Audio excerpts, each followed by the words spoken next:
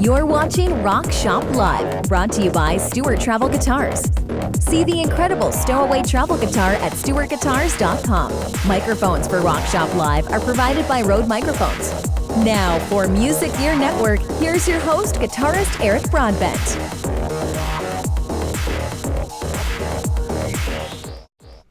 Hey everyone, it is the weekend. Happy, beautiful Friday, long weekend Friday to you all. Welcome to Rock Shop Live. This is something we've been looking forward to doing for quite some time, a reschedule. A lot of people know this familiar face in the guitar community, guitarist Alex Skolnick. Alex, how are you, my friend? I'm good, man. Good, great to be here. Glad we could finally get this together. I apologize for my crazy schedule, but here we are. It's good to have you. And I want to say a couple things to you right off the get-go. The fact that it's an honor to sit down and chat some guitar with you here tonight. But on top of that, too, it was very, very kind and considerate of you, because I mean, we had to bump the show basically 25 minutes, 30 minutes before showtime when we had you scheduled back. I think it was in June. And, you know, some guests would just say, you know, screw you, little podcast, you know, I've got bigger things to do. But you were very accommodating. You knew it was kind of beyond our control with our internet provider. And here we are. So it shows a lot about, I don't want to say the testament to you, because that'd be a pun. But I mean, it's very nice of you. So thank you. Oh, you're welcome. Yeah, no, unfortunately, that was the only time I could do it, before the summer, when I took off. And it's pretty much been traveling nonstop since then. So, I know. Well, we got me my first week back, so that's good. Oh, well, I'm take whatever we can, and we'll be made it happen. Yeah, and we'll be talking about some of your traveling as well too. We get to live through some of your sites, because I'm a photographer as well. That's what I do for a living, and I know that's a passion. Is that right? Yeah. Oh, excellent. I know it's a passion of yours, so we're going to get to talk about that throughout the program as well, too. But before I get way behind, which usually happens every single week, I want to say hi to a bunch of people that are here mainly to see you tonight, strictly to see you tonight. So we've got Thrash Metal and Fun Riffs is here. Mr. Hellstorm is here. I guess we can always start with Hellstorm. I know. No, I don't know. I don't know who that is. No problem. But he does. Hi, Hellstorm. He does have a question though right off the bat. So we'll start with Hailstorm. Hellstorm. So yeah, Mr. Hellstorm 74. Yeah, the Hailstorm folks, I do know. I bet you do. I'm 74. Maybe that's his birth year. It could be. So anyways, he says, please ask him what Chris Olivia meant to him and what influence was he on his playing. Sorry for asking this so early, but we'll jump in with a question. Oh, yeah. I mean, he was a phenomenal player, and I was a big fan of the early Sabotage records. Mm-hmm. And I mean, he was one of the first guys, even though that wasn't really thrash music. The very early Sabotage, it was very heavy. It was very dark and melodic, and it had a lot of the qualities that thrash metal had, and a lot of the guys that would end up being in thrash metal bands were fans of them. And Chris was one of the first guys where you could tell he's technically a able guitar player, and I always liked the energy of like the early thrash, but the guitar was always more punk rock influence. I'm talking about groups like Venom, Motorhead, and God bless them.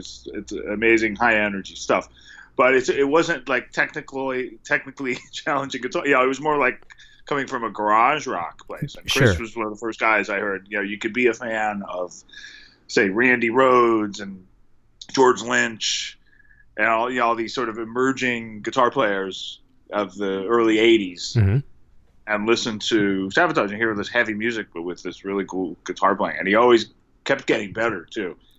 When we first toured with them, when Testament and Sabotage toured together, I almost thought when I heard the sound check, I thought they might have had a new guy because he's just gotten so much better. Wow.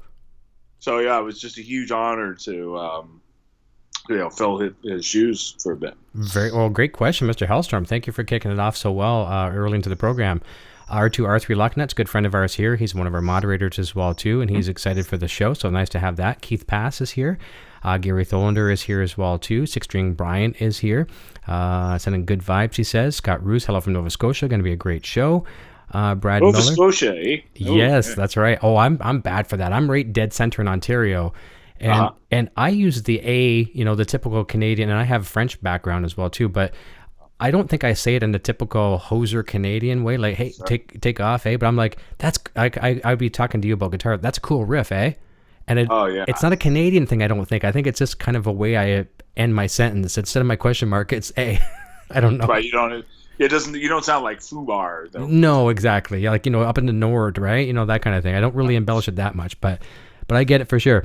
Continuing on here, I just want to see if I didn't make sure I didn't miss anyone. Butterfly and Ladybug show. That's my better half here. She's running the chat. She runs a really great ship here. Doesn't let anything negative come through. Okay, and she's funneling another question to me because she's faster than I am. From Michael Easter, says, asks, has your aesthetic for harmony changed during your journey? If so, how? What a question. That's a good one. Oh, interesting question. Mm-hmm. Oh yeah, for sure. I mean, I've got different sides of my playing. Mm-hmm. And I've had, at this point, I've had periods of time where I'm focused on one style more than another, and I would say I joined Testament while I was in high school. That was my first band. Wow. A lot of people know that story. And my first 7 years of I was in the band for 7 years, and that was really kind of how I went out into the world as a player and really got basic skills together. And I would say at that time, I knew harmony from all the classic rock and hard rock stuff I'd listened to. Okay. Like some of the earliest harmony I remember, was like the Eagles, right? Hotel California. Yeah. What a great example of just two guitars doing dual harmony. Mm-hmm. And then, as I was when I was really young, I remember that. And then, and then hearing hard rock bands with twin guitars, Iron Maiden and their songs, and Priest, Thin Lizzy. So many. Yeah. Thin Lizzy with just these great guitar players. Even somebody like Def Leppard, the more like pop oriented stuff that they did, stuff like the beginning of Bringing On the Heartbreak. Yeah, oh, beautiful. That's an amazing. So I absorbed all that stuff, but it was really limited to that. And then after that first wave, with Testament, I ended up in New York and went back to school and studied harmony at the university level, and got a degree in jazz from the New School. And then I learned about all this harmony that, I just had no idea about before, including, what's called extended harmony. Okay. Which is kind of next, and that, I think, that's certainly, I think when I came back to Testament, when Testament reunited, you could definitely hear that in some of the lick. And I still do a lot of that today, where you're not just thinking, oh, this is a third, this is a fifth, but you might pick other notes and then build a whole shape around it instead of just single notes. So, right. It's evolved. I could actually make more sense if I described like specific examples of music, but I'll just say that my understanding of extended harmony has helped a lot. Okay. Well, throughout the program as well too, we're going to kind of take it a little simpler. I mean, this is not exactly the world's most talented riffage when it comes to guitar. We're going to talk a little bit about Kiss, because Kiss comes up a lot here on the show, and I know it's probably an influence on you. And it's really have words. Yeah, and I mean that in the most positive. Why I started playing. Exactly, a lot of us. Yeah. And I mean that in the most positive way. We're going to talk about, Ace Frehley and even Paul Stanley having a limited guitar vocabulary, but with what they can do with it, but harmonies with those guys as well too. We'll be down that rabbit hole too, and that's really cool. I'm glad to hear some of these things like that with the harmony, and that's something I've never really experimented much with, but I certainly am a fan of all those bands that you mentioned and many, many more. And you start picking apart, the onion layers to some of these songs. It's like, wow, it's very, very cool. Yeah. Well, also you listen to Kiss. Those early records, I mean, they're such good records, and you have to remember they also, for a time, they would have a producer like Bob Ezrin, for example, who produced Alice Cooper and produced Pink Floyd, The Wall. So there's some like serious orchestration happening with the guitar harmonies For sure. that kind of stuff. AC/DC as well. Yep.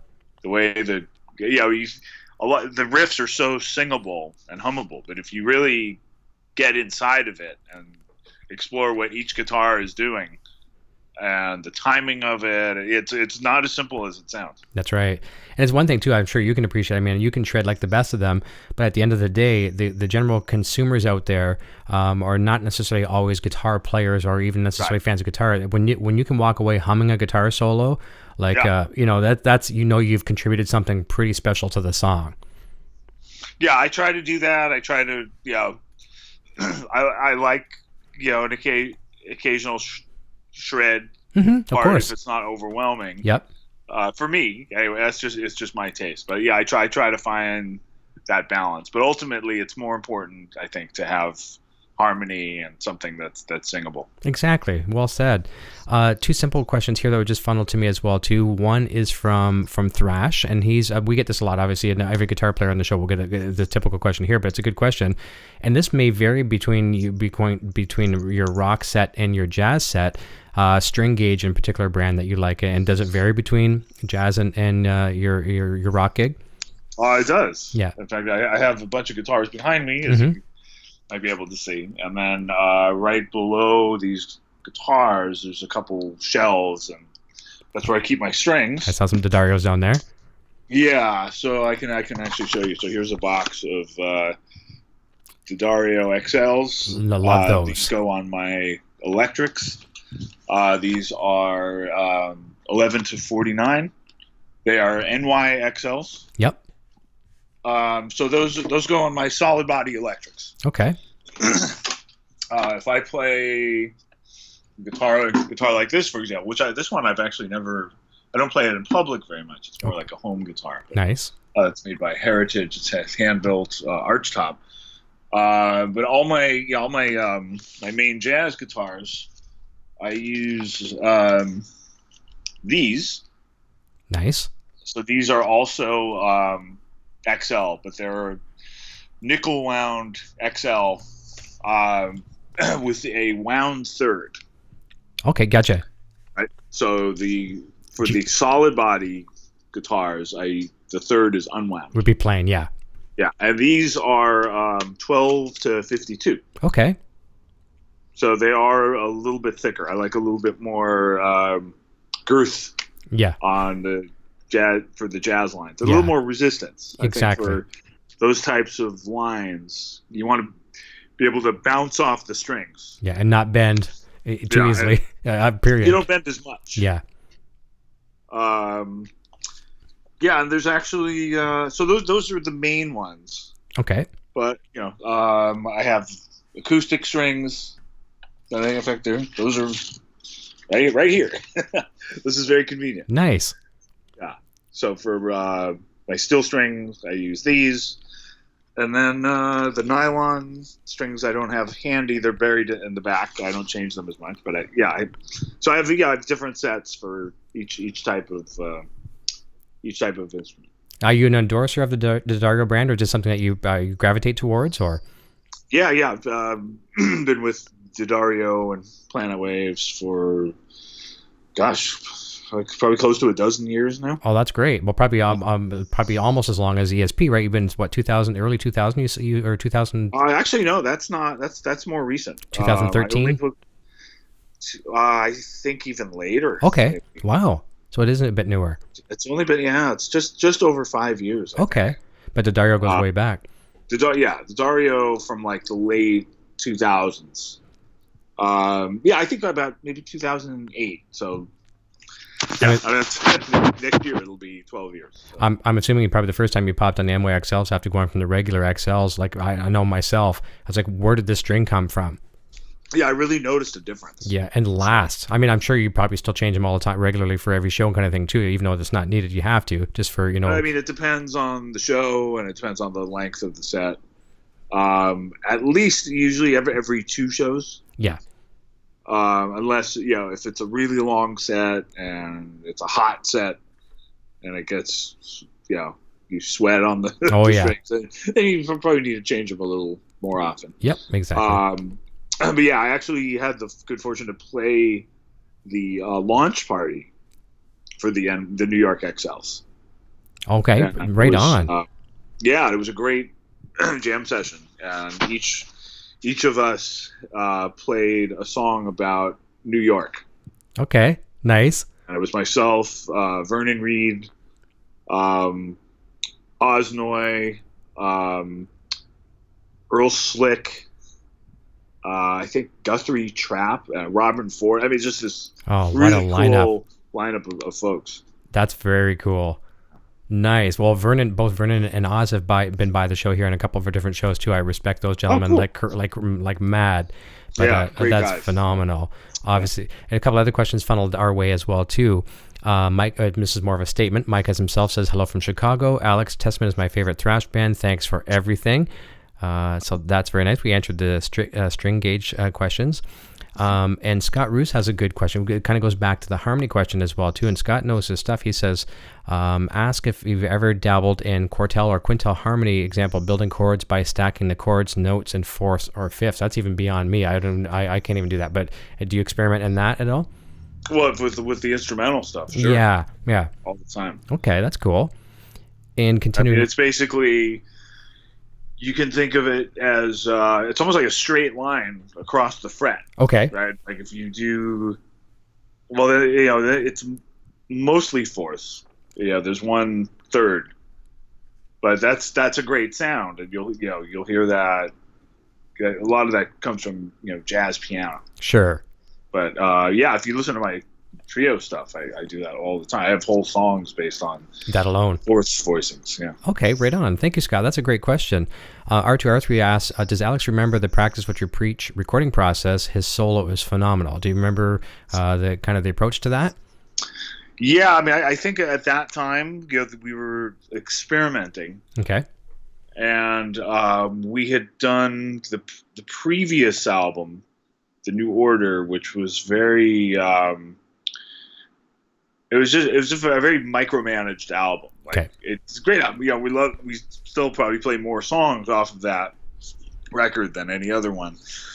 But the drums were recorded totally separate. I don't think we kept any of the original guitars. It was just like layer after layer after layer. And for Practice We Preach, we just wanted to do a more live approach. So it was pretty much done live. And a lot of the original tracks were kept. Some of them were fixed, obviously, but the solo was mostly live. I think I only fixed a couple things, if that. I think that was one of the ones where I just got really, really lucky. Nice. Yep, those happy little accidents, or also just it went really, really well. That's cool. Right on. Well, fantastic questions as well too. And there's another one coming up here in a moment that's going to lead us right into a really cool story here. How I kind of found some funny backstory on you. Yeah. But in the meantime, Bobby Lopez asks, and we're going to talk about your ESP endorsement a lot throughout. Well, I shouldn't say a lot, but we'll talk about it tonight. And don't feel obligated to give the ESP answer here. And it maybe ESP is the answer, but Bobby Lopez asked, what's your favorite guitar? Maybe it could be something that you found somewhere in a shop on the road. Do you have a special favorite that just is like, if you look back and you need to have the mojo, it's always going to give you that? Well, I have more than one guitar that I can count on. Okay. And certainly the ESPs are designed so I can totally count on them. I mean, honestly, I know it's I don't want to sound like I'm saying what I'm supposed to say. No, of course, because I endorse the guitar, but in the studio, they really work the best, and they're really kind of based on my favorite guitars. Like I started out, I started out as a Les Paul player, and then I had my Ibanez period, which I still have my early Ibanezes, but I found my way back to the Les Paul, I think, as I branched out as a musician, and when I was finally given the option to have a signature guitar from ESP, I thought okay, well, let's look at my favorite Les Paul guitars. And I would say, the one guitar that really kind of influenced my signature guitar is a 1960 reissue from about 92 or 93. Okay. That I got from a great guitar shop in Ithaca, New York. It's still there, a house of guitars. And this guitar, it's a historic gold top. Beautiful. And I'd gotten it. I think I just ordered it from them directly, without even trying. I just knew I wanted a gold. I was at this point. I've always wanted a gold top. I've never had one.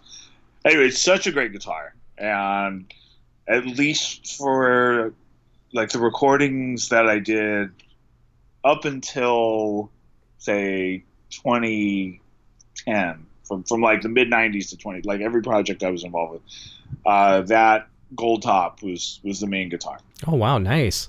Yeah. And it was definitely a partial blueprint for my my signature guitar, and it is signed by Les Paul. At one point, I was able to bring it to him. Nice. At the Iridium, when he was still alive. Mm-hmm. And unfortunately, you could barely see it. It's it kind of, the signature faded. I wish I'd sort of gotten it covered up. Well, you'll remember it though for the experience. But it's a very special guitar, and there's definitely a lot of history with that. Nice. I've noticed it's a three knob configuration. Is it volume tone tone, or is it volume tone?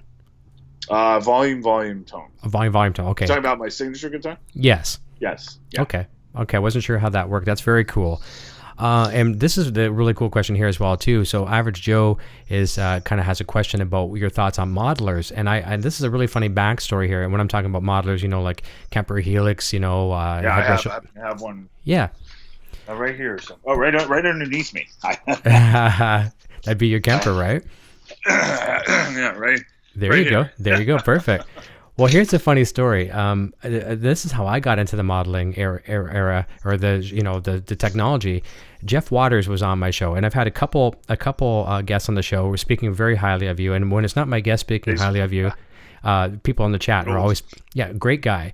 But whether it's guests in the chat or people on the show, they're always talking about Alex, and that's one of the nice things I was looking forward to having on a show. That's so cool. Jen was talking about you, and we'll talk about her in a moment.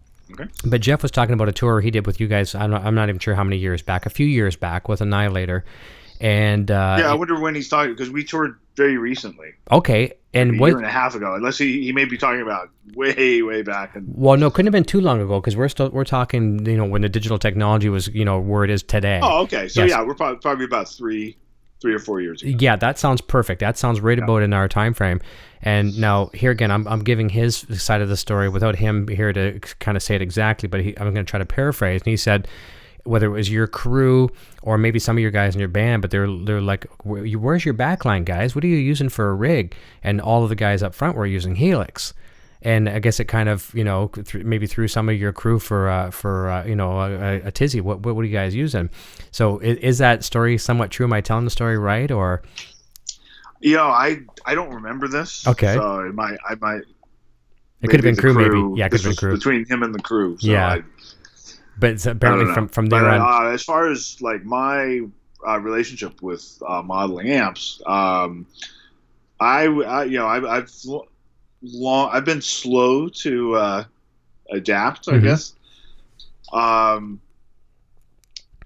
did a tour every winter from 2000 to 2009 called the Trans-Siberian Orchestra. Oh yeah, probably heard. And we would use the one of the early modelers, the Pod by Line 6. Right.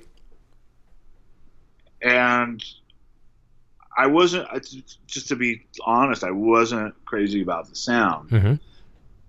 But I understood why we're using it, because no amps on stage no amps on stage. You need to keep it.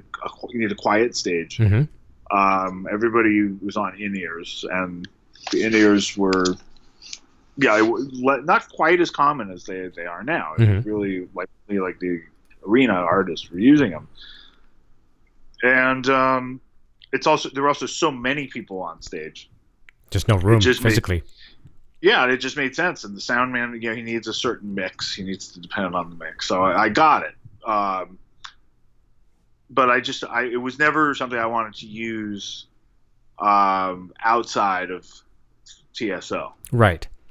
And then since then, I've come across, the helix, the fractal, and every year I'm kind of more amazed at how these things sound. But none of them really sounded like I could go in there and really kind of come up with a sound that sounds convincing. It's like a good sound, but it's not my your sound. Yeah, I get you. Yeah. Yep. And then the Kemper comes out, and that's a different story. Okay. Like the Kemper once, and there is a learning curve with it. Yeah, that's what scares me. Still on the learning curve. It's been a few years now. Mm-hmm. But once if you work with somebody, I'm like my tech Carlos really knows the thing inside and out. And I get tips from him and from others who know it really well. And I've used it in studio. Yeah, it's just it's amazing what you can do. And we've been using it with Testament. Everybody on stage is using them, and it's great for the sound person. Mm-hmm. For shows where we would normally have to rent an amp or have it provided by the promoter because we can't. We're unable to travel with a big Marshall stack type amplifier. It's great because it's the right sound. That's right, consistent every time. Yeah, it's a dependable sound. So I still, when I'm playing instrumental music, I still prefer an amp. Okay. When you're just hearing me, but when I'm part of an ensemble and there's other guitars and loud bass, something like Testament. Then it works perfect because you're more in the mix. I've also used it. And I've used it at home. I just did a guest appearance for a pretty well-known blues artist. Actually, I don't know if I'm supposed to talk about it yet. So okay, no problem. Yeah, don't mention it. But I did do a guest appearance for Jen. Yeah. Our friend. Yeah, Jen Madura. I used it, and it's worked out great. I did a couple other recordings with it. Pretty recent. There's a couple. It's great for like guest recordings. Yeah. And even the project Metal Allegiance. Yep. The record that we did came out late last year. The second record. McPortnoy, Dave Ellison. Power Drunk Majesty. I did a bunch of that on the Kemper as well. Perfect. Well, it's funny you mentioned that too. I mean, you're echoing a statement that was almost verbatim what Joel Hoekstra said. Joel was on the show last week, and obviously one of your colleagues from TSO. Yeah. And he was saying the exact same thing. This is what I think is so versatile for some of these people doing these big productions, the theatrical stuff, the Vegas residencies, all that kind of stuff. I mean, Def Leppard is another example, going to Fractal, just makes sense. But Joel said same thing with Cher and with TSO. It's just you just can't have anything on stage. Number one, neatness is obviously important, but it's in the look, but it's not the first focus. It's the fact that there's just so many people. There's orchestra, there's dancers, there's background singers. There's like 50 people on stage. You just can't have a Marshall cab on there or whatever the case may be. So that's very, very cool. And he was using... Yeah, and also Marshalls and other tube amps, they change. Oh, for sure they do. The tubes wear out. They can change day to day depending on fuses and tubes. And bouncing on the truck on the way. Yeah, that's part of what gives them their character. Of course. They're just so raw and so live. But you need the consistency of these modeling amps, especially these big shows. Oh yeah, it's got to be the same as the last show. Exactly, no difference. Yeah, where a lot of artists have told me too is, and this goes across the board with any genre of music, so you're renting amps from whatever the backline provider is in X city, wherever it is, and who knows what they've got. You don't know what you get there. Then they plug into that. It's like, what the heck did they give me? Has this thing been biased? Has this thing had new tubes in the past 12 years? we've all had this happen. Right. So that's why some of these digital devices, I mean, like them, love them, or hate them, they're going to give you the exact same sound. The only thing that's going to change from place to place is you and your mentality as you approach it that night. Exactly. Yeah. Here's a question from Headstock Harem. Says, question for Alex: when did he start playing, and what songs did you first learn? That's a good question, because we all have our first songs. "Walk Don't Run" by the Ventures was one of his first songs. So do you remember your very first one? Yeah. Well, the first one I figured out on my own. Okay. Was Day Tripper. Oh, beautiful, by the Beatles. Right on. Okay, and that's very slowly. That's tricky. That's a tricky song as a beginner. Tricky. Yeah. And I had already learned the basic chords. I already learned like open chords, and I think I studied with a really cool folk teacher, and he just taught me like the basic chords. You could convert them to like basic folk songs. Sure. But I don't really count that as my first song. My first real song feels like Day Tripper, because it's like I figured out the riff, and I also realized, if you play it down close to the bridge, it has that twang. Okay. That the original has. It was really. I think they were like going for the surf sound. Yeah. Yeah, because surf was popular. The James Bond theme at that time had that same kind of tone. Now, yeah, it's that tone, and I realized, that kind of sounds like it, and that was the first time it was. I figured out something nobody taught me. Nobody was just totally exploring on my own. So it really kind of gave me a lot of confidence to. I love that. I could just picture young Alex going to show your buddies, "Listen to this, man! Look what I can play!" And you're rocking Day Tripper. Yeah, I know. Those guys were like, "Hey, that sounds like it." Yeah. How are you doing that? Yeah. You're doing it right. Mine was much easier, and I'm embarrassed, but I'm not embarrassed. Mine was Super Freak by Rick James. But, that's a good one. Yeah, it's kind of fun. You're not playing that in the pocket isn't that easy. I know.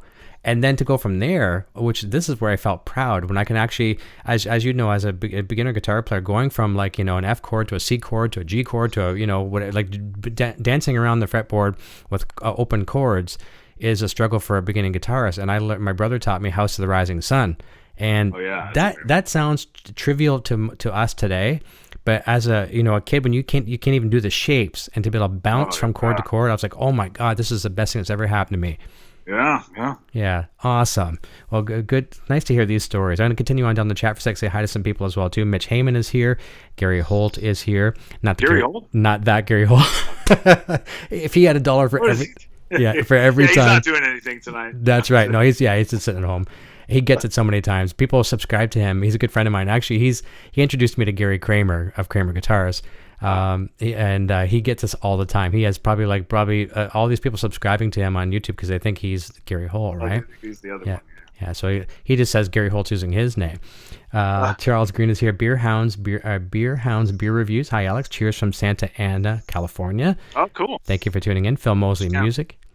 Nice. Oh man, we have questions faster than I can even get to them. This is awesome. We have a great group here tonight. Nice. GRAM74, if I'm getting that right, and this is probably voice to text here, so it could be wrong, but ask Alex, what was the guitar you used in the old days around the Legacy album? I believe it was a white star-shaped guitar with like a Strat headstock. Do you still have that one? Does that ring a bell? Yeah, that was a custom-built guitar, no brand. Okay. It's built by a local luthier. Star body, and the neck was made by Charvel. Nice. But no, I don't have it. I mean, I kept it until about, 4 or 5 years ago, and I just, it stayed in a storage unit. Mm-hmm. I never once thought about it. I never once played it. And it seemed like such a waste after over like 10 years just collecting dust. Like, let somebody else own it. So you auction it off, or? Yeah, there was a big rock auction. Nice. I let a bunch of stuff go, And it felt good to do it. Nice. Yeah, someone's playing that and treasuring it. And hopefully they're a player, which is nice. It's cool when you see people buy these guitars for like empty millions of dollars and it is sitting in a trophy case somewhere. But it is really nice when you see some young kid, or maybe an adult. I heard from the guy who's got he's nice. Just really Yep. He's really proud of it. That's great. He's a big fan, so it's perfect. Awesome. Here's a question of mine. So when I had you booked originally, I think we were looking around June. It could be a little bit later. I forget when we had you originally scheduled, but pretty much that weekend, you were going to the big VIP unveiling at the Metropolitan Museum. And at that time, too, we were focusing so strictly on a lot of Van Halen content. But, of course, Eddie Van Halen's original Frankie was there, the red, white, and black one, his original stage rig. But I would love to hear kind of a little bit of a, Cliff Notes theater of your version of the night, what it was like being there, witnessing all these iconic instruments that all of us grew up watching and listening to. Yeah. Well, there's the new issue of Guitar World, believe it or not, has a story about that. I went back there. Okay.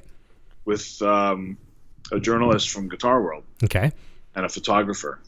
So, if you get the new Guitar World with Adam from Tool on the cover. Oh, you were just talking about that on social media. That's right. Yes. And I still need to pick it up. But that's it's all about that. I talk about it, and it's just it was an amazing exhibition. You walk in, like the very first thing that welcomes you is Chuck Berry's old guitar. Okay. That he did a number of his iconic tracks on, and there it is, and it's beautiful. And then you go past that, and they have the Beatles drum set that you recognize from the Ed Sullivan Show. Yeah. And some of their guitars, and then just guitars by so many artists. Jimmy Page, Eric Clapton. Yep. You have the Fool, the psychedelic SG. They have a number of pages. Yeah. They even had the Stairway to Heaven acoustic guitar. Yeah. Beautiful. A lot of the ones that he still uses, like all of those said on loan from Jimmy Page. That's beautiful. Which is great. Some of the other ones you had to look closely because I remember I got excited. Okay, here's Sister Rosetta Tharpe's guitar, but then you look closely. It's the exact same type of guitar, but it wasn't. They don't know it wasn't hers. Gotcha. So a few of them were just they're still amazing instruments, but they weren't always. But they had so many that were the actual ones that were owned by these great artists. So of course you had Van Halen. They had his whole rig. Yeah, the unfinished cabinets, like the Tolex all torn off, the old beat up pedal board. Yeah, which is amazing. That just puts you right there. It's like you're in there in practice room. Yeah. And then there's a black and white guitar in front of it. A black and white thing. Of course, that's not a replica. The real one. That's a replica. But they do have the real one because the real black and white one became red. He later painted red. That's right. Yeah, so they can't be two. You can't have two of them, right? So that's the only replica. That's the thing that's cool about it is they'll only use replicas where they absolutely have to, and that's one of those things where it can't be both. But here's something I've always said on the show, and I wonder if you noticed this. I'm sure you did. I know you did. But looking at Eddie's little, like, really, really made in the garage pedal board, and you look at that MXR, I think it was a 10-band EQ, and I've always said that Eddie dimed his mids, and people are like, they would argue with me all the time, no, Eddie didn't dime his mids. I mean, he would dime everything on the Marshall, but he would also dime his mids, and people are looking at that board that would surface on photos. I'm sure it's in the Guitar World, and it's all over the internet, and people are looking at it, and they're like, no, he's scooping his mids. I'm like, no. Look at it as Eddie's perspective on the stage looking at the audience. It's dimed. He had everything in a triangle just like this. And it's really cool to look at that. And I think he might even have it taped so that, so they wouldn't move too much. But even back in that day, he was diming his mids to cut through like that. Yeah. It was very cool. So, and then you have Prince's guitar. You have a couple of Prince guitars. Ann Wilson. Nancy Wilson. I mean, just so many that it got a little overwhelming. But the real iconic ones, of course, were like the Van Halen, and the Jimmy Page, and the Clapton. Oh, of course, Jimi Hendrix. The guitar he played at Woodstock. They had that one there. They have that, and it's in shockingly good shape. Wow. Yeah. Isn't that something? Yeah, I mean, I don't think that was one of his main instruments. You know what I mean? He used that for some shows. He used it for Woodstock, but it didn't get beat up or burned like some of his other ones. It's surprisingly in great shape. Oh man. It's a really wonderful exhibit. I forget who one of the last guests I had on, and I feel so bad for not knowing the story, but nonetheless, the story is the most important part. Just before the show, I want to say Michael Sweet from Stryper, but I could be wrong on that. And I'll have to go back later and I'll comment in the video and mention it. But just before before coming on my show that night, they went through Prince's studio. I think it was Michael Sweet, but through the tour at Prince's studio there and Paisley Park, and it was just saying like the mojo and the vibe just being in that place. There was you couldn't take pictures. They weren't allowed to take pictures, stuff like that. But I can relate that to what you had at the Met. Like it's almost like if you're a space buff, if you're, as a kid, I wanted to be an astronaut. I wanted to fly the space shuttle and things like that. I still have a fascination for it, but not like I did as a kid. But it'd be like going to these space centers and, or the Air and Space Museum in DC. Yeah. I mean, so that's so cool. Did you kind of for a few moments feel like a little 12-year-old Alex, learning guitar? Of course. Yeah. Yeah. That's so cool. I can feel that vibe right now. Oh, Stevie Ray's guitar. Nice. Yeah. I mean, Oh, wow. I could just go on and on. It's fun. I can just picture like a Tom Cruise Mission Impossible, someone trying to break in there at night with laser beams coming through trying to get Eddie's guitar or, And good luck on that one. I'm sure there's like Fort Knox security. Let me see. Oh, so we asked that question from G Ram. Mr. Hellstorm74 says, does Alex have a special Paul O'Neill story that he can share? Oh, gosh. Well, Paul, may he rest in peace. Yeah, I mean, there's so many stories. Okay. I don't know where to begin. He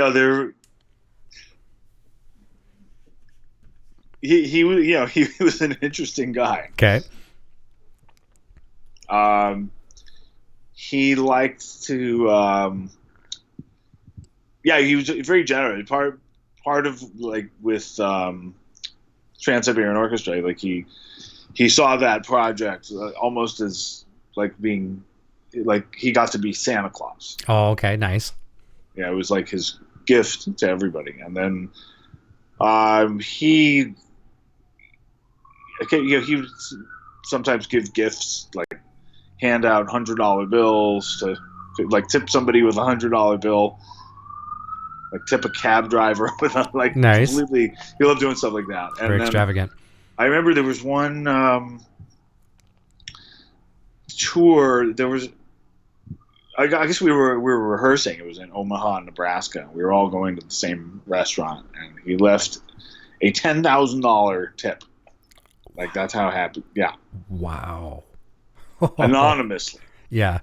But just from compliments from the Trans-Siberian Orchestra, and then it made the news. Okay. It was on the local news. A member of the Trans-Siberian Orchestra left a $10,000 tip, and we were all saying, was it which Alex? one could it be? Was it Alex? Was it you? Was yeah. It you? Yeah. Everyone's looking around the room at rehearsal. And yeah. It's like, I'm not complaining, but I'm not getting paid that much. Yeah, I know. Yeah. Oh man. And I know he probably wouldn't have done it for the publicity, but it just his gesture. But it certainly didn't hurt publicity either. Oh yeah. No, I mean there was he got out of it. Yeah, $100,000 of advertising. So yeah, it was just amazing. Like and there's so many stories. Like I could not. We could be here all night Oh, yeah, I know. That's beautiful. Well, great stories. And it's almost goes, I don't want to make a comparison here, but I mean, when it's an accidental advertisement, look at, I'm not sure if you watch Game of Thrones. I know you're really into reading literature and stuff like that. Do you watch a lot of the TV, like, Game of Thrones and Walking Dead? That's one of the only shows I watch. Okay, cool. Well, then you'll relate. So I won't be spoiled. Okay. There's no spoilers with me. Okay. I loved Game of Thrones, but it's rare. There's so many shows I'm not up on. I don't have time. I know your schedule. My schedule. Yeah. That's right. Well, and you'll appreciate this. This was an accidental advertising goldmine. When Daenerys supposedly had it was in the early screenings of it when it went out to TV first. They caught it really quick. There was a Starbucks cup in front of her on the. Well, no, it wasn't a Starbucks cup. Well, that was in the final episode. That's right. Yeah. So there's and obviously a lot of eyes on that screen. And it wasn't a Starbucks cup, but the general world thought it was Starbucks, and they told the world it was social media told the world it was a Starbucks cup, and it was some of their competitors' coffee. But look at the advertising Starbucks got. Like, I think they worked it out. It was like $umpteen million value of advertising because the world said it was Starbucks, and it wasn't. Oh yeah, it was the best thing that happened to them. I know, isn't that crazy? Yeah, it's crazy. That happened in actually, that's how. The way product placement got started, movies, was because of the movie E.T. Okay. There's a scene where E.T. is eating these candies. Okay, Skittles or M&Ms? They're actually, everybody thought they were M&Ms, and M&M's business blew up after that. But they were actually Reese's Pieces. Oh, right, okay. Isn't that something? So just because we think it's a certain thing, right? That's awesome. That's a great movie too. I mean, we've all seen that a million times. But then after that, you would start to see products somewhat, almost, obviously placed in movies. Yeah. And that's a great scene in Austin Powers. Oh, I love it. Just make fun of with Starbucks. Yep. Well, Mike Myers, obviously, Austin Powers. Let's take it back a little further. Let's go back to Wayne's World, and they actually took it to the next level to put it in your face. Like, hey, try these. I have a headache. Take tiny Nuprin yellow, and then Garth's got like the headbands on and the Nike shoes. I don't just do this because I get paid. And he's putting his feet up on the desk with like the whatever Adidas or whatever it was. I can't remember now. Yeah, I love that to death. Our friend here, Guitar Hack, says it's not a question, but just a statement for Alex. He's an awesome player, a great gentleman. Love seeing him judging on shredders of metal. Oh, cool. Nice. What's that? What's that like? Canadian experience too. It's great. Nice. It's really. Yeah. Well, that's we just aired another season. It's up online now. Nice. And that's through Banger, out of Toronto. Yep. And Sam Dunn, who makes these amazing documentaries. And I did the first. I was the celebrity judge, quote unquote, on the first season, and just did season 2 with my buddy Ben Weinman from Dillinger Escape Plan as the fellow judge. Nice. Along with Sam, and it's fun. It's fun. It's a total. It's like it's like a reality competition show, but it's hilarious. I mean, the guy Lane who hosts it, he's a Toronto-based comedian, and he's hilarious. Oh, very cool. It has a lot of elements of, like Fubar and Bob and Doug. Yeah. Like that. Oh, I love that. But there's some great players too. That's the icing on the cake. Yeah. I feel like I've been under a rock for the longest time because I've been hearing this name, this Banger Productions, and this film company out of Toronto there. And it was so funny because Junior, my son, whose name's Eric as well too, Eric Jr., he's a aspiring musician. He's kicking my butt every day. He's turned me on to Slipknot. And I thank this kid. Like, he's 13 years old. He's turned me on to music that I would have never listened to in a million years. Like, I'm not really into the certain styles of music, and Slipknot wasn't my thing. But I love them now. I was never into Gorillaz. I love them now. And that's more on the pop side or whatever. Yeah, they're really excellent. Yeah, I love them to death. I mean, when you start, I think if it's funny because those are both sort of anonymous bands. Yeah, exactly. I mean, Slipknot, we all know who they are now. Yep, they're masked. That's right. And even though we know Mick and Corey, and those kind of, But I think Gorillaz, I don't think anybody knows who they are. Only two main people, obviously, right. And that's a couple spin-offs from Blur. Damon Albarn, obviously, I mean, he's Mr. Gorillaz, and then, I mean, he's the musical mastermind behind that. And then Mike, I want to say Mike Smith, he was a keyboard player, I believe, in Blur, and he's their musical director. Oh, okay. There could be one other guy, and my son can tell me for sure, but, kind of some offshoots of Blur, and you listen to some of Gorillaz demos, and you can totally hear Blur. You totally hear that. So it's very, very cool. But where I was going with this, I live streamed quickly from Toronto from the Budweiser stage there, the old Molson Amphitheater, which is beautiful. Yeah, many times. Yeah. So I'm streaming and someone says, "Oh, you have to check out Bangers there." And I'm like, so they must have been filming a bit of a documentary on Slipknot. So I can't wait to see what they're doing. Obviously something's going to be cool out of that. A really cool comment here from Heather Jean says, "Hey Alex, huge influence. Still love old Ibanez's." Cool. Nice. Good deal. Well, I still have my most of my old Ibanez's. Nice. Yeah, they're great instruments.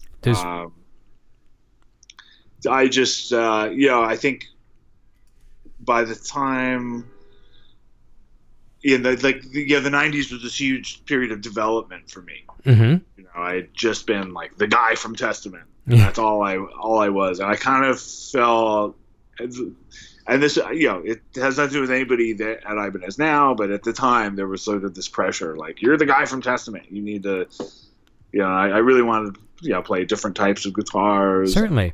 And I don't, it didn't make sense to stick around at that time. No, I get it.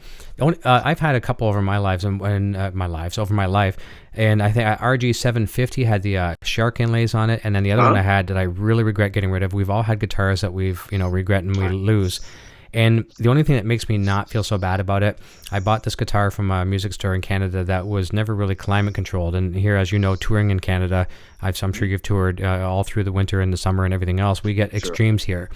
Yeah. And I had the Gem 7.7 flower pattern, beautiful guitar, original 90s, like 91 or whatever it was when I got it. But because they didn't climate control the store, at nighttime, they'd drop down to just below freezing, so they'd have enough heat to keep the pipes from freezing. And then first thing in the morning, they'd crank it. And the fingerboard was separating from the neck. You could almost to the point where you could put a guitar pick in there. Oh, wow. And I probably could have taken it to a good, I know I could have, but I was a young, stupid kid. And I think I traded it for like some piece of junk.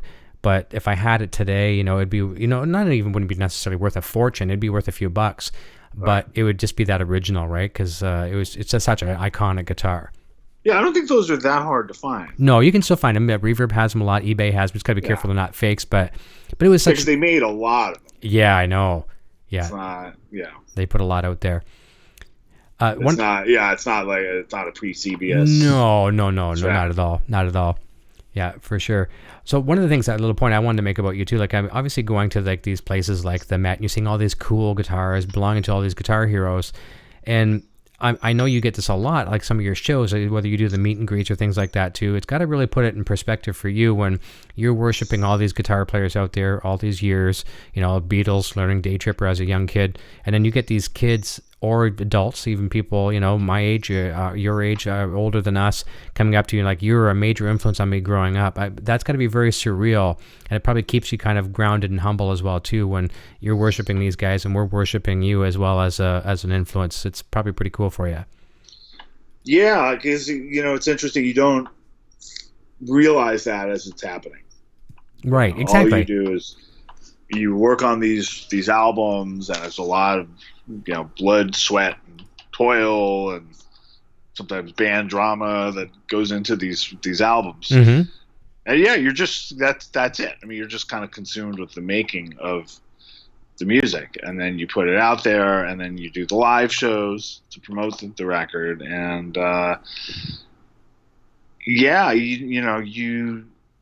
it's easy to sort of miss the effect that's happening, that's having on others.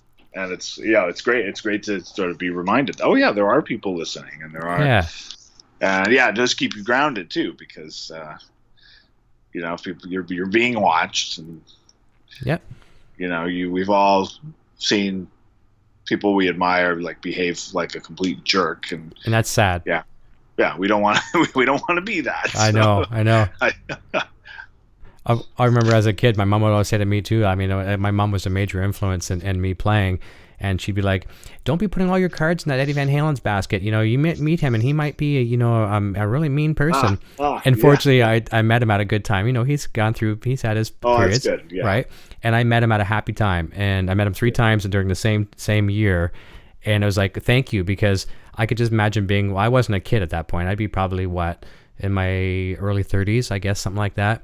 But I've been playing guitar for a long time and meeting my hero, and I didn't have it crushed. So I was very, very happy about that. But I do know some people who have met, not him, but other musicians, and that's their life achievement, meeting this musician, and then totally snubbed. And then it just sucks. The experience sucks. And I know so many stories like that. Yeah. My Van Halen experience wasn't very good, but knowing what I know now. Yeah. And how all the personal issues he's had over the years. There's no secrets about that. I mean, so it makes sense. Read the Sammy Hagar book. Yeah, I know. Yeah, that's scary. Yeah, so I'm over. I would love to meet him again on a better situation. But yeah. He kind of just struck me as an angry drunk. Oh, there you go. Yeah. It was just so sad because it's like, this guy's had this tremendous influence on you. Like your life course has altered because of this person. And then you meet him. Exactly. A personal disaster, but there are situations where you have to separate the art from the artist. That's right. And even if he had been a complete dick, which he wasn't, I would probably say, to be honest with you right now, if he was a complete jerk and says, "Go away, kid, don't ever contact me again," or blah, blah, blah, I would probably still worship him because the music spoke to me before he really did, Sure. And so that really captivated me. But here's something that you're going to get a kick out of, because I told you off the air, it's a lot has changed in a few months since I originally booked you, and we used to be called EVH and Gear TV Network, and we changed our name, but it was always an EVH centered show. And I had some people so scared, "Oh, you're never going to talk about Van Halen again." And I would get comments 50-50 on the channel. People would say, "Eric, all you talk about is Van Halen." And the next person would come in and say, "You don't talk about Van Halen enough." I'm like, I think you two groups need to get in the room and kind of come up with a general consensus, because one thing I talk about too much, and the other thing not enough. And I know when we started booking you, you're like, "Oh, let's talk about some Van Halen." You were all game for it. So, I'm always game for it. Of course. So here's a question that I used to bring out a lot, and this will kind of show some of the fans here as well too, that Van Halen content is not going away on our channel. We're just not going to be talking about it every single night for the rest of our lives. Okay. What was the first record that you heard by Van Halen, and how did it move you? And maybe is it your favorite today, or what may be your favorite today? And there's no right or wrong answer. Okay. Van Halen 1. Okay. The debut. Yep. It's still my favorite today. Although, there's a lot of great stuff. I just still remember hearing it. It was a record. It was just before CDs were becoming popular. Mm-hmm. People still had records, and I remember just hearing, going, "What the hell is that?" Yep. Everyone said the same thing pretty much. Like, is that a spaceship? Is that a keyboard? I've never heard anything like that. And it's interesting too, because over the years I've gone back to it. Mm-hmm. I've even performed the record. Nice. Once. Okay. The anniversary of the record was a few years ago. Mm-hmm. And Metal Allegiance is this all-star group. Oh yeah. That we play for. And so we did the whole record. Rotating vocalists. Mm-hmm. It was like Joey from Anthrax, Mark from Death Angel, a couple other guys. We were on the Shiprocked cruise. Gotcha. Couple rotating bass players, David Ellison and Mark Mangy, Mike Portnoy on drums. Of course, yep. But the band Tremonti was also on the ship. Okay. Wolfgang Van Halen was playing bass at the time. So he was there, and he came and played with us and did a couple. Oh, that's beyond cool. It was a lot of pressure. So it went well, luckily. Yeah. There's video of it. But it caused me to really dive into that record and relearn it. And a lot of what I remembered that a lot of what I loved about it wasn't just the things that he became most popular for. Right. You know, the 3-fingered triplet. Mm-hmm. The whammy bar noise. Mm-hmm. Yeah, the feedback with the whammy bar, all that stuff. Yeah, because that was all new. But I'm gonna guess the swing. Other things there. The swing, man. The swing. There's some like licks that are really just like blues rock. Oh licks. yeah, yeah. They're not like anybody else. They're not the same patterns. It's like he slightly adjusted Age and Clapton were doing. And he kind of gave them like this Holdsworth fluidity, but without losing the bluesiness. Yep. Like making it even bluesier. And it's just, there's just nothing like it. It's still to this day. And there's so much music that you hear when you're young and you hear it later. And it's like, oh, not like I remembered it. Yeah, it's still good, but Yeah. Because like when I was 10 and I became an obsessed Kiss fan. Mm-hmm. Well, Peter Criss was the greatest drummer in the world. You could not tell me. Yeah. Like the drum solo in 100,000 Years sounds like a helicopter. Exactly. And it's like the same lick. Yeah. With a flange. I know. It's like, listen to that. It's taking off. Right. Yeah. That was the greatest. And then a few years go by. John Bonham is really maybe a better drummer. well, you and I we're about the same, very close in the same age. And did you go through a video game craze at all? At all, like the Ataris or Nintendo and things like that? I had those, but I never really. Yeah, I think it's Atari a little bit, but then I kind of lost interest. Well, the reason why I ask and this is the same thing with music, because I went through all like this, especially when Sega Genesis and stuff like that came out. The technology was getting a little bit better, so games were getting pretty good. And there's a few games back in the day, and I would think, okay, they were just the bomb. And I'd rediscover them today, either like with emulators or new systems that you can play the old games, and thinking, oh, I can't wait to go play Ghouls and Ghosts or something like that. And you go back and you're like, oh, this, and then you die the first second you jump. It's like you die. It's like, this game is freaking hard. How did I like this game back then? Same thing with the music. Sometimes it doesn't move you the same way. But I love the way you talked about Van Halen. Van Halen. I know. It's like I appreciate it more. Yeah. It's like as good as I thought it was. Wow. Just approaching it as an experienced musician. Yep. And you just discover all these things. It's like, oh my God, he took a symmetrical pattern. He went all the way across the strings. There's no scale. I know. But it sounds perfect. How did he make that work? He snuck a quintuplet in there. I never, you know what I mean? Yep. It's just still that record. I mean, most of the early, but especially that record. It's just this treasure trove of examples like that. If you read it on paper, you're going to look at that on paper thinking, I don't think I want to listen to this. And then you hear it, and it's a different story. But yeah, well, that was also something I discovered about myself early on, which is funny because I later went back to school and I got a music degree from a university, so I had to at least be like functionally musically literate. Of course.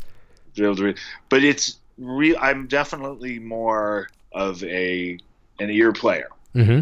Like stuff like that, I don't want to look at it. I don't want to see the music. Like, you know what I mean? Just give me the recording. Oh, for sure. And feel it. Yeah. Yeah. If I'm learning a set, like an instrumental set with music, sure, send me the chart. Yep. I'll learn the melody off the notation, whatever. But if I were to look at, say, I'm the One, transcribed. Oh boy. That's got anxiety written all over it. I can still pick it out and know what it is. Mm-hmm. I don't. Yeah, it's not how I want to learn the music. I want to learn that by hearing it. That's right. You have to feel that. That's why I always tell kids, and I use the term loosely when I say kids, but younger generation guitar players, I say, don't listen to Eddie's lead stuff. Get some rhythm tracks isolated and listen to that rhythm. Yeah, start with that because and all the lead stuff has the same groove. Yep. The riffs. But you got to feel that rhythm. You can't just learn that one day. You have to be born into that, and you have to feel it. And if you can get that first, the leads will come later. But there's also like ones that aren't that hard that you can learn. Oh, of course, yeah. Like Feel Your Love Tonight, and things like that. Little Dreamer. Yep, exactly. What a great fucking groove. You know, I know. Totally. Although it's one of those things. It's deceptive. It's not as simple as it sounds. I know. Try playing Running with the Devil. Just the up chords. When he's playing quiet, you roll the volume back off. It sounds so incredibly simple. Try to play that 100% in time. I did a cover of it, and I listened back to it. I was like, what the hell was I thinking? And I even had the track playing, and I muted the track when I put my tracks over top. And I was like, I'm not even in time with this whatsoever. And it really schools you very quickly in a good way. But here's a funny story. I know you'll love this because you mentioned Mark Tremonti earlier, and this has a lot to do with Wolfgang as well, too, because obviously Mark is very good friends with Wolfgang. Mark was on our show probably about a year ago, and he's going to be coming on in 2 weeks again, just before they take up. Oh, cool. Yeah. Tell him I said hi. I will. We run into each other, yeah. He's a great guy. Great guy, great player. He is. Yeah. Well, he told us when we were, focusing heavily on Van Halen at the time, he got invited out. Wolfgang invited him out to 5150, and obviously Dave's never hardly ever there. It was just Eddie, Alex, and Wolfgang. They were going over the parts. And I think they were actually playing live on the floor, and so Mark's getting to witness a different kind of truth before it was even done, right? And just all instrumental. And, Mark's digging it, whatever. And then, he'd look over at Wolf and like, oh, man, that's great, because he's really good friends with Wolf, and he's just kind of meeting Eddie. And Eddie actually come over to Mark and's like, but what about my parts? Like, you have anything good to say about it? And it was so funny because, Mark idolized. Dude, you're Edward. I know. He's I don't have to tell you. I know. But it's kind of cool, too, to hear Eddie, almost maybe being a little jealous of his son, or just one of those things. Yeah, right? He needs approval too. Yeah, I know. I love that. It was a really funny and humbling cool. story. I love that. And we are. I like the new Eddie. Oh yeah, for sure. He's and great. The very old Eddie. In between, there was some. Yeah. I'm glad he just seems to be in a much healthier place. We all are. He's smiling, healthy. That's right. A lot of people just realize, a lot of the 80s bands I grew up listening to, you see them, they've given up drugs and alcohol, and they're coffee drinkers, and they're coffee snobs now. But at the same time, your life, you just can't go at 110 miles an hour, all the time. Yeah, it's going to catch up to you. That's right. And I applaud these people because, look at some of these people, getting into hardcore drugs the very first time. They're taken out way too early, or people that have been on it for it's not an easy thing to curb. Even quitting smoking is a hard thing to do. Right. That's hard enough. Yeah. Kudos to these people that can turn their lives around and continue to, and rock and roll per se, I shouldn't just say rock and roll, the music business there's a lot of pressure, peer pressure on the musicians to fit in and come on over here. If you fit in this little clique, we'll make you go better, this kind of stuff. And it's, unless you got a good head on your shoulders and good people around you, you can go down those bad rabbit holes very quickly. Oh yeah. There's the people, the people on stage that you see, and there's the people, that the crew and the the people, professionals that were. But then there's hangers on. I know.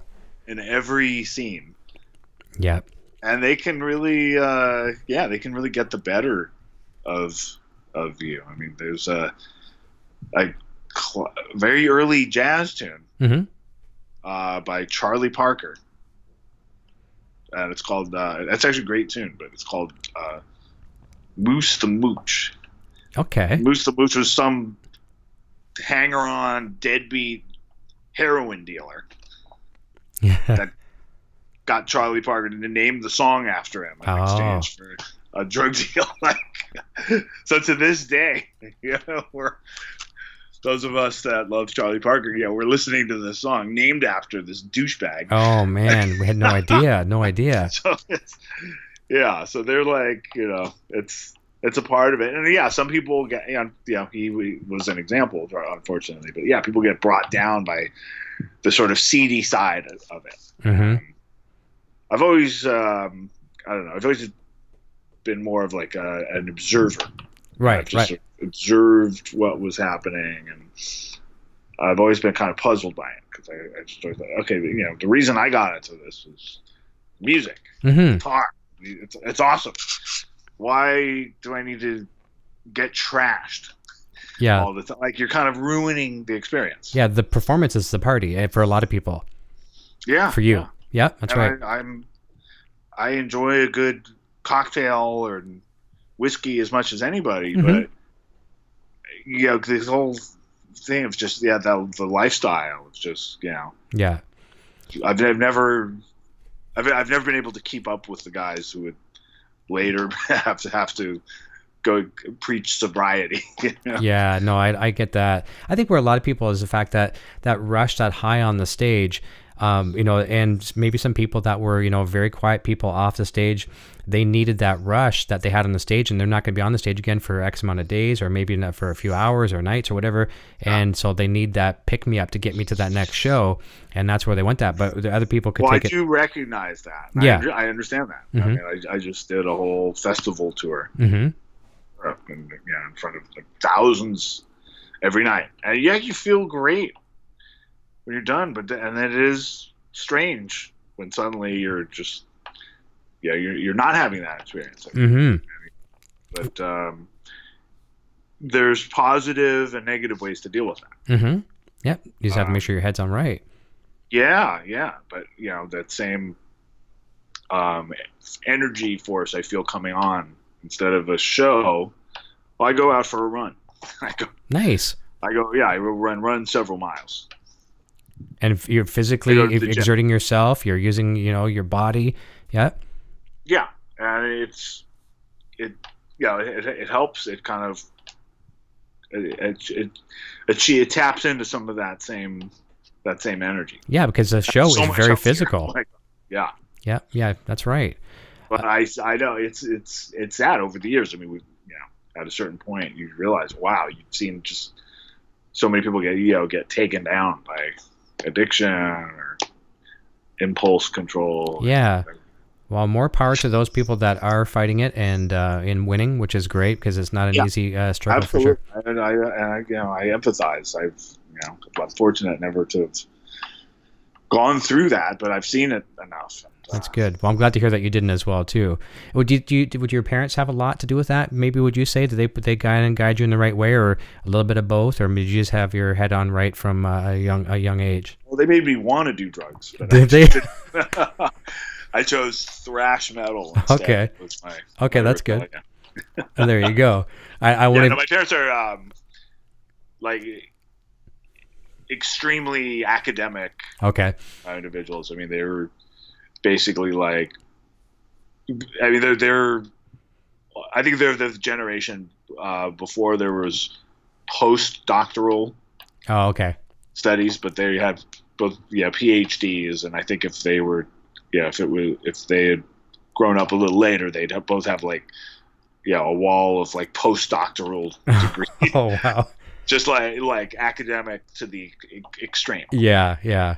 Wow. And I think I picked up on a little of that because that manifests in the fact that I like to read, the fact that I like to observe. They're both in the fields of sort of observing, right? And so there's a lot of that in the music world. Mm-hmm. You observe behavior, and you sort of, but to me, just as a way to express myself, I just never felt like doing what they did, which is to write in academic journals. Well, there you go. And publish textbooks. Mm-hmm. I'd rather have my stuff, my expression come out in a song. And here you are today, still doing it and loving it. It's still fresh, still fun. It's not like you're dragging yourself to get on that stage. You really enjoy it. It's not necessarily all about the money. I mean, obviously money has been good. It allows you to continue to do what you do for a living, but it's a passion, and you're out there all the time with many different bands, between the jazz trio. I have, luckily, my work, I like being somewhat of a workaholic. Mm-hmm. I'm just very, very passionate about it, and I like being very busy. We were talking about TV shows earlier, and mm-hmm. People ask me about, did I see what I think of The Walking Dead last week, and I have no idea. I just don't have time. I don't have time. Yeah, I'll make time for an occasional show that I really like, but you have to cut out a lot of things mm-hmm. to be good. A lot of things I do, and I'm thankful I was never a sports fan. Mm-hmm. I respect it, and a lot of good friends of mine are very passionate about it. You kind of can't avoid it, especially football and baseball in the United States. Just no interest. So the amount of time I save by just not having that interest and having to watch every NFL game during, I know, a lot of wasted hours, technically. Yeah, or maybe it might inspire. Mm-hmm. Well, maybe they get this rush and it inspires them to achieve. But it's just my interests are just so much more focused on creative arts and more recently photography. I'm so glad you talked about that, and that's a great move. And I just want to give you time. That's an accident. That's just a very recent thing, but somehow I'm finding ways to channel that same creativity. You're on the road anyways. You're seeing some of the most beautiful locations in the world, like Prague and all these places overseas, and England, Germany. All over. And you have a camera with you, and you just have. I shouldn't say this. I was going to say you just happen to have great talent at it. But I find a lot of people in the arts, music, whether you're a musician, photography, it's in your blood somehow. You're seeing the world a different way than the next person out there, and you're kind of capturing that through the camera. And a lot of our fans here on the show, I've got several of them that are good friends that are photographers as well too. Carlo Santin here, Brian Cote, they're photographers as well too. And I saw, looking at your photos, I could really feel, it's almost like hearing some of your music. It really brought, vision to me. It brought, a lot of feeling, and and you're shooting out there with a Leica camera. I think you got like a point and shoot Leica or something. What was it like the first time you took a few photos and looking back thinking, these aren't bad photos? Well, it's a really good balance because it's a new thing. Yeah, I don't pretend to, suddenly with the snap of the fingers, I'm Manny Leibovitz. Yeah, exactly right. You have a big shoes to fill in that one. It's not like that at all. But it's like the thing I've probably spent the most time with in my life is this guitar. Mm-hmm. You get to know that thing so well, and the patterns, and it's so nice to. It's just a good perspective, I think, to take up something else that you don't have all this experience with. Yes, that's new. That you have to do the process of discovery and sort of be more formative and really develop. And the camera is that for me.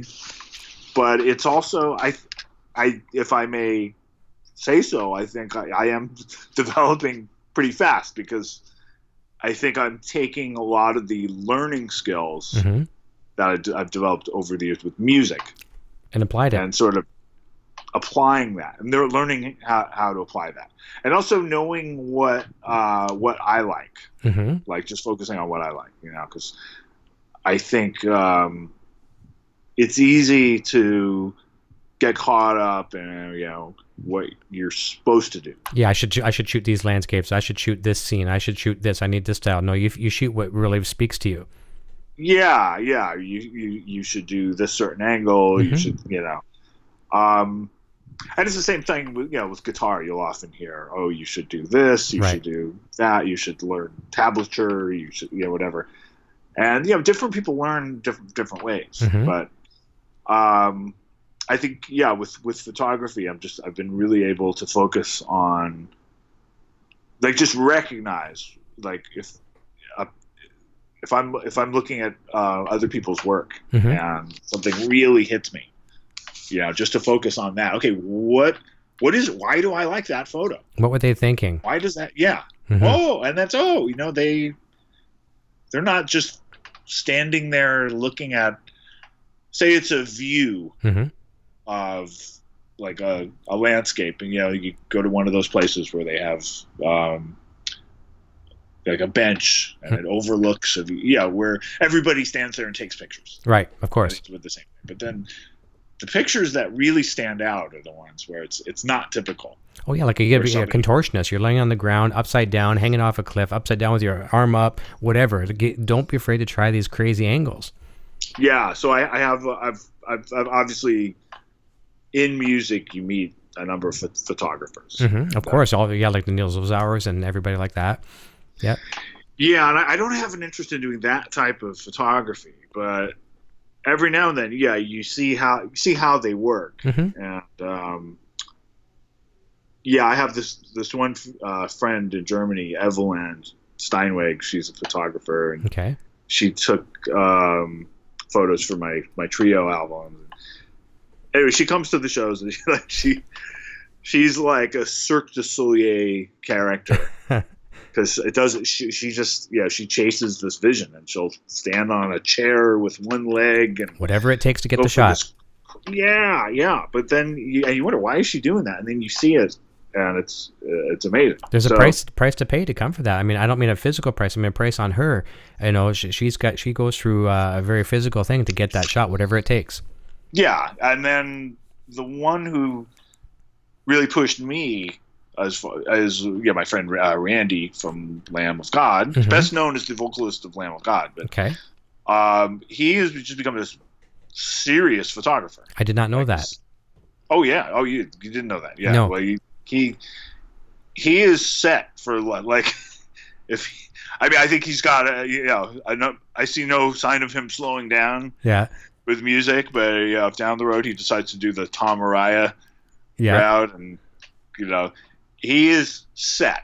He is photography is going to be good for him. Incredible, yeah. Wow, yeah. I mean, he's just it's pretty unbelievable, and he can just take a very basic photo and just point. And he's almost like a pool player, mm-hmm. a billiards player. Yeah, he can just point at something and shoot. But the way he'll do it, he'll get a great shot, and he's kind of graduated from digital to film. Nice. And he was the one who just noticed some of my phone photos. Okay. And just said, "Dude, you got to be sure you have an eye." Yeah, because that's very important. No, I don't even know that I have an eye. I don't know what but I just felt like chasing this image. So he really got big. We were on tour last year. Actually, when we played the Molson or whatever that's called, that same tour. Yep. And he loaned me a Leica. He has a couple different Leicas, and just let me have it for the last couple weeks of the tour. Mm-hmm. And sure enough, that's really what started it. And then I had to get one. And they got it. And I did, yeah. And it's been such a good thing because, like you said, I'm already going to all these places. You're there anyways. Got the travel photographer. Mm-hmm. It's covered. Oh yeah, a lot of people just can't afford to do that. You're there anyways on the tour. Why not use it? Already there. Yeah. So you know what? Yeah, I might as well just try to capture these. And it's just been great, and it's getting better. And I have an Instagram now just for my photos called Skolnick Pics. Perfect. But I'm working on a photo website. Good. And just having this other creative outlet, I think, is really helpful. Well, it's been inspiring to me too, because obviously you're a very inspiring musician, but having a bit of work in photography here, it's been very inspiring to me. And one time there's a photographer I follow, and he's a musician. That's why I follow him as well too. I'm not sure if you know him. He's not necessarily in your style. He's more sports photography, but I shouldn't say that either, because he does some fantastic landscapes, and he's known for a lot of he go overseas, some of these old, ancient buildings, and he'll do stairwells, like, really cool perspectives, really crazy stuff. His name's Scott Kelby. And I feel like I know his name. You probably do. He's like the Photoshop guru. He's written like 1 million books on Photoshop, best-selling author, Lightroom author, best-selling book on that. He does a talk show called The Grid, and he was on my show one time because he's a guitar player too. He's a Van Halen fan. He's been on here, and he looked at some of my work, and two things he saw that he gave me good compliments on, and it really made me feel special, because he wasn't blowing smoke up my butt. But he said he saw the ones I shot for Live Nation when Van Halen did Toronto back in 2015. I shot that, which was pretty cool. And but even cooler, I think, because it was something where I know nothing about, and I know you'll appreciate this as a photographer, because I was there and I was asked to take some pictures, and I was having so much fun. It was a rodeo. It was just a cowboy rodeo. Oh yeah, I'm sure that would be. And I got these these jocks hanging off upside down, like with their heads like with an inch off the ground. I'm capturing the dirt, and I didn't even realize it until I looking at the photos after. I was having so much fun. And he's like, "Dude, you shot rodeo. Do you know how hard rodeo is?" I'm like, Thank you, Scott. And I really felt cool. But enough about that. So we're going to look at your Instagram for sure. 2 last questions as we wrap up. We got about 6 minutes left here. I don't want to leave anything out here. And I do apologize. I'll just say my main Instagram too is just at Alex Skolnick. We have that in the description for sure. Okay. So I'm going to update the description after. I've got a link here to your website, Instagram, Facebook, YouTube. Cool. And a Nocturnal Butterfly here, my better half, has been sharing your links too. And actually, I got to give her credit too, because she's the one who got me into photography. She took some photos the other day. We're growing a nice little garden in our back. It's all because of her.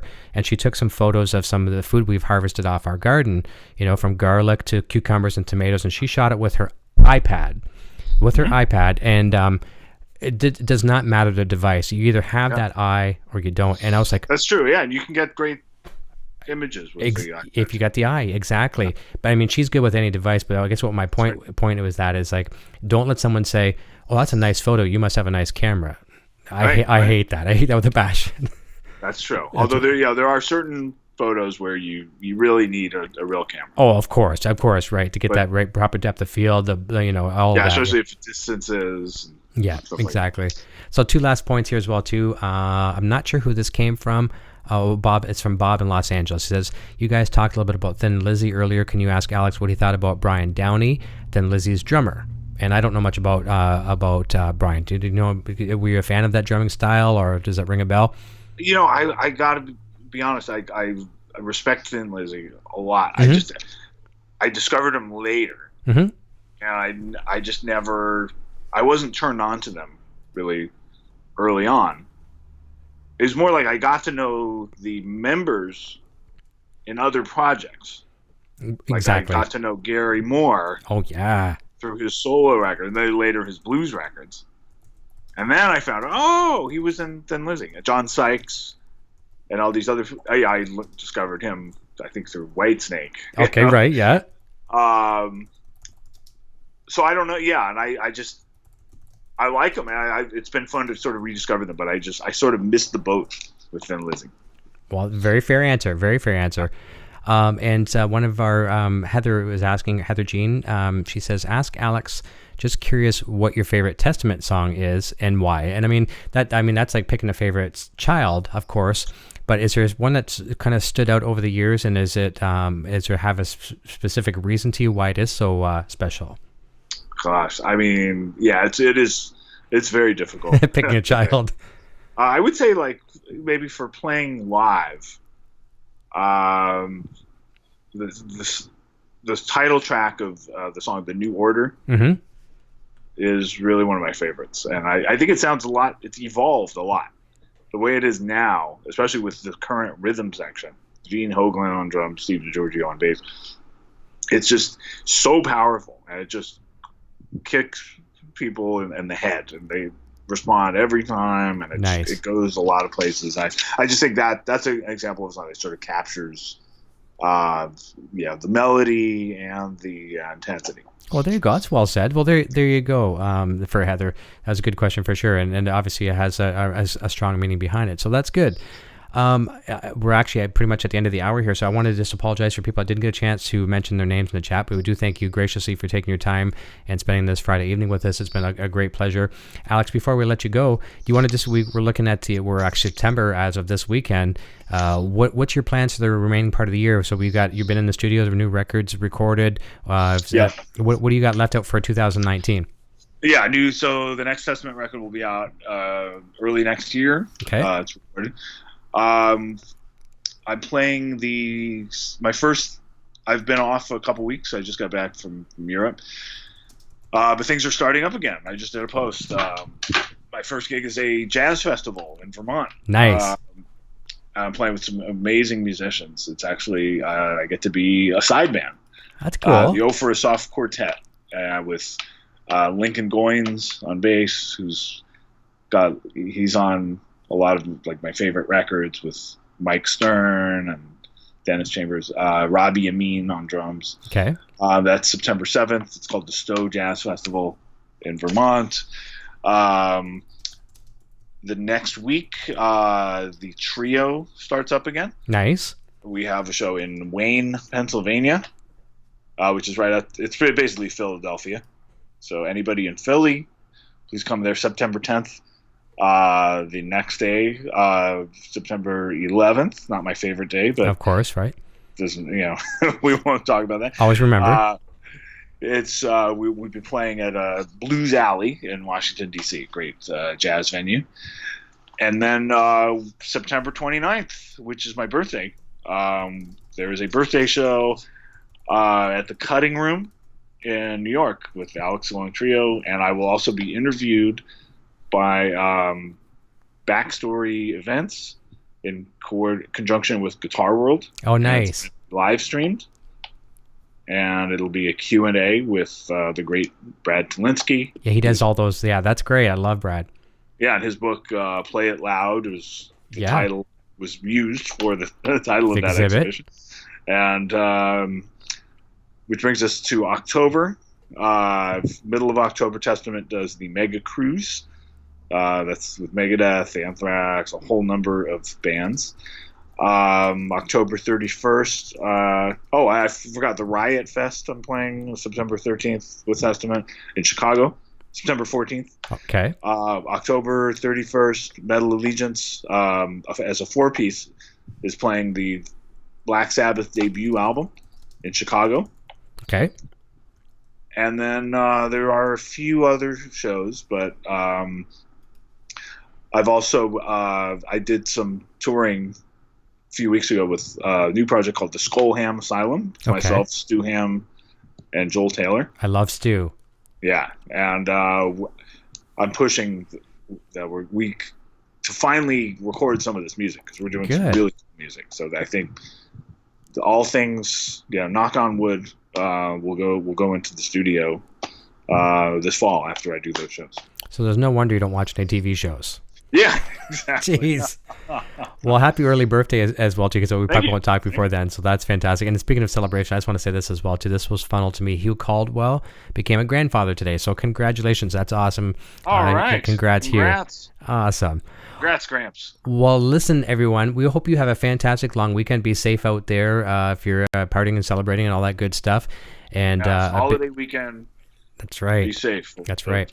A big round of applause here for Alex, and thank you so very much. You were an incredible guest. I knew this was going to be a fun show, and fans are giving some great feedback here in the chat as well too. So it's a pleasure. Don't take off. I'll say goodbye to you off the air, everyone. Okay. We'll see you very soon. Come and see us if Thanks, you can. Everybody. Yeah, nice to have you.